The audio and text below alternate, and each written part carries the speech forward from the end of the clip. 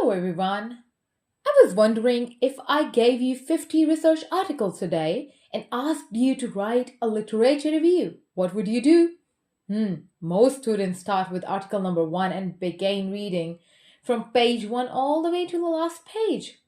And 3 hours later, have read only 2 articles and forgotten half of what they learned and still have no idea how to write the literature review. The problem is not that you're slow. The problem is that nobody taught you how researchers actually read. Hello and welcome to Learning Decoded. In this video, I will try to show you the exact method researchers use to review dozens of articles efficiently without reading every word. And if you're currently spending hours reading articles with little progress, this video could save you weeks of work. Hello everyone and welcome to Learning Decoded. In this video, I'm going to share a very useful research hack that will actually help you to read each article in just 10 minutes.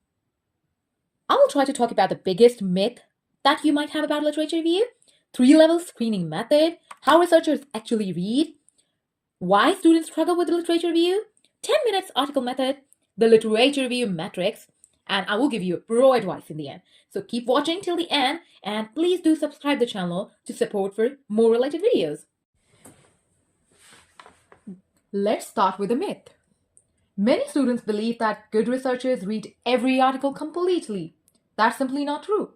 Experienced researchers are selective readers. They do selective reading and they download 100 papers and they do not go in detail of each. They screen them and they filter them. And based on that, they choose which one they want to keep and which one they want to reject. Your goal is not to read all articles. Your goal is to answer the questions. What do we already know? What don't we know? And what is the gap? Where is the gap? Once an article helps answer those questions, you have extracted its value. Whenever you find an article, don't start reading immediately. Use this 3-level screening method.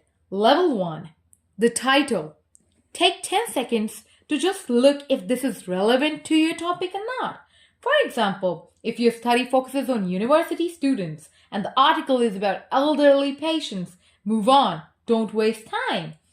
Level 2 is abstract, which takes 2 minutes. Look for the purpose, sample, measure findings, and conclusion. Just spend 2 minutes. If the article is not helping your research question, reject it. Level 3 is rapid scanning. Look at the headings, table, discussion, and conclusion. Just ask yourself one question. Can this article contribute something useful to my literature review? Only then you should consider reading further. Here is where most students get surprised. Researchers rarely read articles from page 1 to page 15 in an order. They rather read abstract and then conclusion, discussion, introduction, and if required, methods or other chapters. Why? Because they are looking for answers to specific questions and they just want to know why was study conducted, what did they find, and why does it matter? This approach alone can cut reading time dramatically. For every article, just create 4 notes. Number 1, what was the purpose? Number 2, what did they find? Number 3, what limitations did they mention? And number 4, how it relates to your study. Once you have got all these answers, you do not need to highlight every sentence, not 3 pages of notes at all, just these 4 points. In many cases, that's all you need from an article. Now, here's the method that changed my research productivity.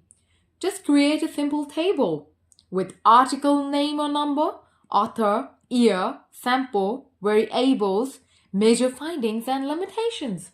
That's it. You have to do this sideways when you're reading and when you're taking the notes.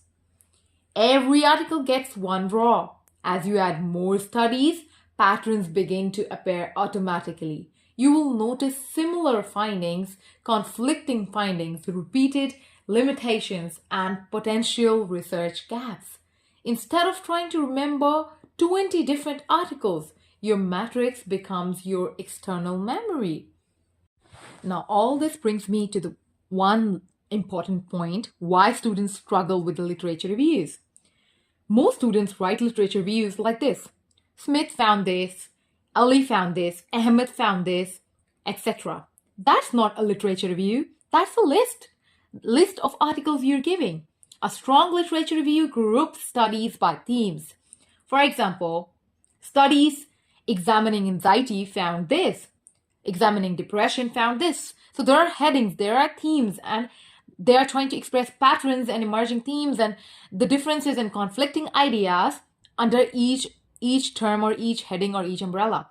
This makes their literature review very effective, and this is what your supervisors are looking for, because now you're comparing research instead of summarizing it. Now, before I wrap up, if you remember only one thing from this video, then remember this: your goal is not to read more. Your goal is to extract better. A student who reads 10 articles strategically will often produce a stronger literature review than someone who reads 50 articles inefficiently. Research is not about consuming information, it's about identifying patterns. And once you learn the skill, literature review becomes much easier. One last thing that I want to say to you is that if this video helped you, then comment the word matrix below. I will share additional tips on building literature review matrices and finding research gaps faster. And if you're working on a thesis, dissertation, or research project, subscribe, because that's exactly what I am trying to do. I'm trying to help in multiple topics, and research is one of my focus. Thank you so much for watching. I hope it was useful for you.